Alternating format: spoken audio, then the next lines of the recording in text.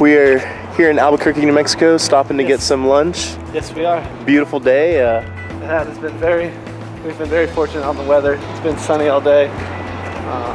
Like 70 degrees out right now. It feels amazing. I've been building up an appetite from driving.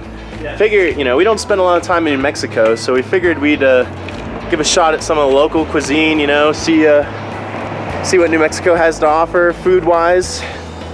You see anything that looks good, Paul? There's a Chili's. I don't think that's New Mexican though. New Mexico, probably Mexican food. Yeah, that makes sense. What's New Mexican? Hey, wait a second. That restaurant looks pretty new. Chipotle. It says Mexican Grill. Huh. Let's give that place a shot.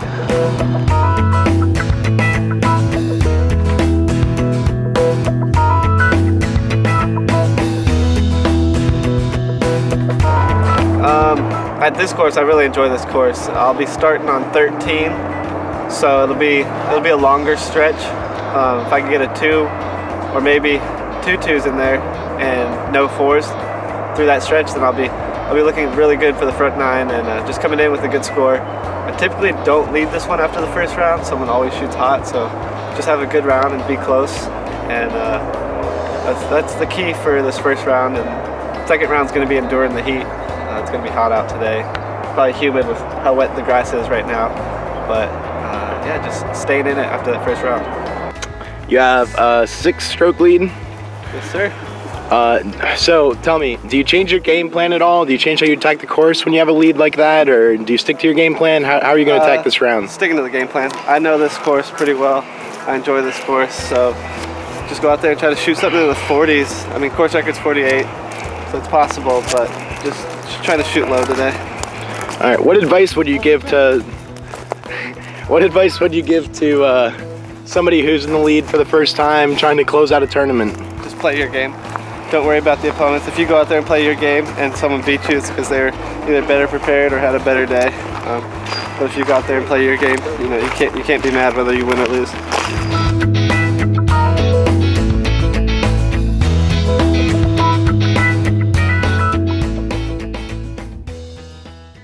Joined us last night for the flew in, and you're now along with us on the tour. I'm here. So what's your first impression of everything? What's your first impression of the trailer? And it's great. It's huge, and you never want to let it run out of batteries. That's the only thing I'll say. Yep, we found out the hard way this morning. We had to do a little scrambling around, but you know what? We're still alive.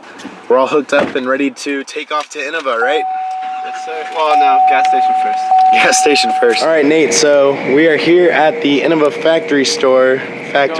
We're going in the secret entrance. Going in the secret entrance. I'm not sure if I'm allowed to film here or not, so you may never see this video. Yeah. But if you do, then we were allowed to. As you guys know, as we're traveling, we're always looking for ways to improve our situation and improve our travel arrangements, and we just stumbled upon a great idea. Spinners. This semi-truck totally knows what's up. That is so gangster. I applaud you, William Tank Lines. Oh, he's jamming. He's jamming. For me, with the late tea time, I made sure I did a little bit of stretching already. I drank some electrolyte water already. Make sure I get a head start on my hydration for the day, being out here in the desert the whole time. Sometimes it's hard to remember to drink enough during in the heat of the moment when you're actually trying to play. And then just eating a good breakfast. Other than that, I don't know. What do you got, Paul? Like you said, the water. I've probably had about 1 liter of water already. This morning, had a little light breakfast because we won't be having a lunch. Really don't want to be heavy out there on the course. And but made sure it was good. Had some protein in it, things like that. And then of course stretching. It's pretty much everything Nate did, but you know, we're different people, so it's a little different. Here's a big key for me right here. Some face sunscreen. Oh yeah. That's for my mom and my wife. I'm remembering my sunscreen.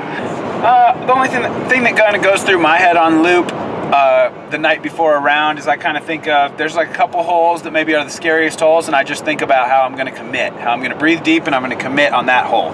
That's kind of all it is for me. 2 or 3 shots that I know are going to be kind of critical shots, and I just play them over and over again in my head, thinking about, I'm going to take a deep breath, I'm going to stare where my line is at, get my run up straight, and I'm going to commit to what I'm trying to do. I like to go through the course in my head after I played it once or twice, or however much preparation I have, and just run through the holes in my head. There's no second thoughts because I already went over it yesterday, so I already know what I'm gonna do on each hole. You know, even if the wind picks up, I know which disc I'll go up to, and you know, I won't go outside of that. You know, those 2 discs that are made up in my head already. So if we had time, I would go through each hole, but. Is there anything that could lead you to change your game plan out on the course, or do you try to just stick to it no matter what? Just stick to it. Nothing should change. You know, I'll land in some spots I've never been, but that's why you go out there and practice, learn all the shots, know your disc, so you know what disc to throw. You know, every situation given to you. So if I stick to my game plan, then I should finish really well.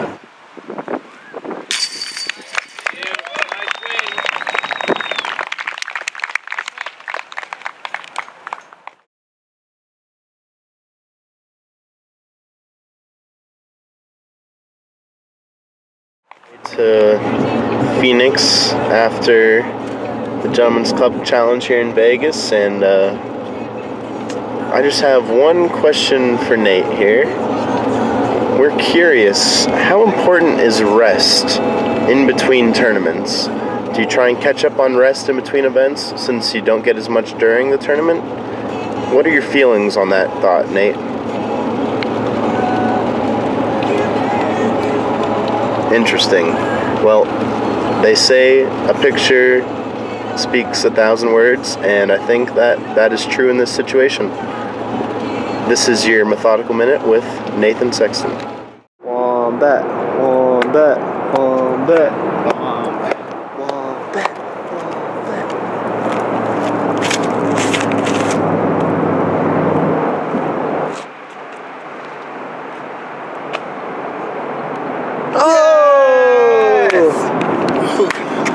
That was like 700 feet.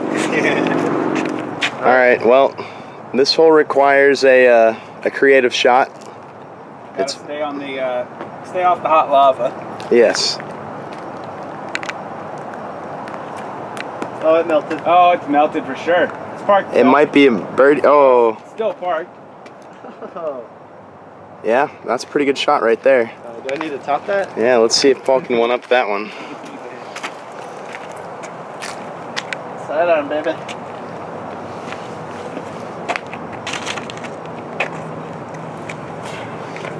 Oh yeah. Get in. Oh, I think that's a putt. That's a putt. That's awesome. So the McBeast is trying to finish his 2 after throwing between the legs off the tee shot. Oh, and he knocks it down. Who says this course is easy?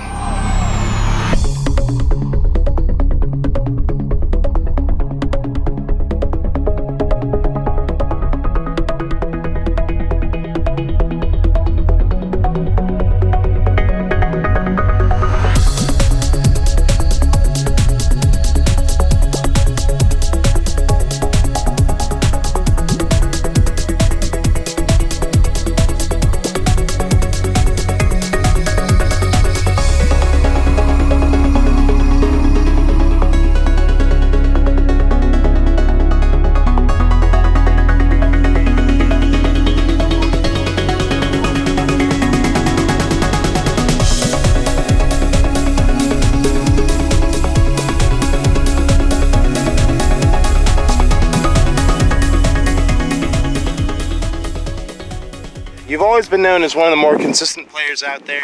Your rating stayed in the 1030s for a very long time. You've got an amazing caching streak. And we have yet another example of your amazing consistency here today. Just practicing, you know? I mean, I guess those shots are pretty good on this hole. Little 20-foot uphill shot. Pretty much right on top of each other. All right, I'll putt 2. McBeth style.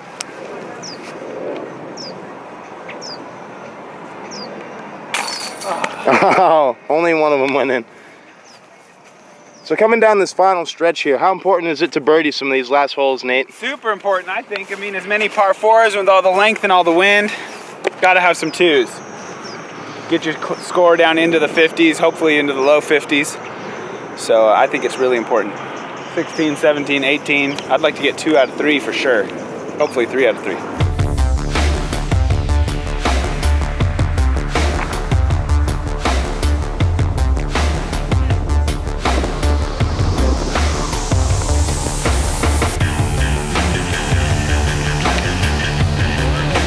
I'm gonna give the Thunderbird a chance. Well, it looks like it's found a home in this man's disc golf bag. Yeah.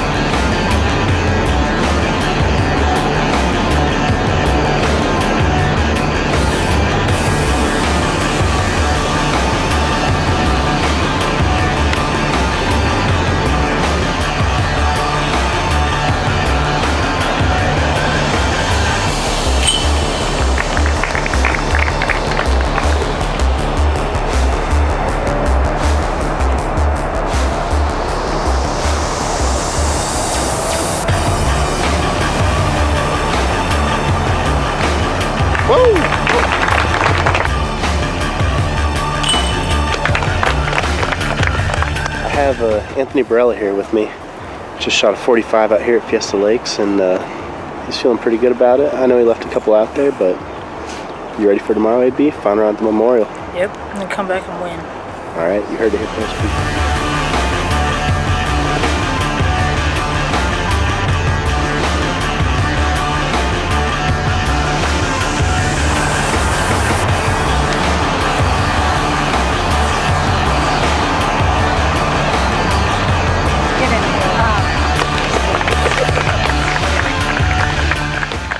Around the Memorial, it's windy. We got AB and Nate, John in the back seat. Paul's driving up here, riding shoddy. Here we go, boys. This is where champions are made. It's Saturday. We got our sign up. Play like a champion today. I know everyone's pumped up. I know we're all gonna shoot good today. It's gonna be a fun round. Any keys to success, Paul? Stay out of the water today. Just put pressure on Simon, and Germ's up there as well, so put pressure on him, especially with this wind and possible rain. Nate, AB, what are your keys for the day? We're just gonna go all out. Yep. Me and AB together.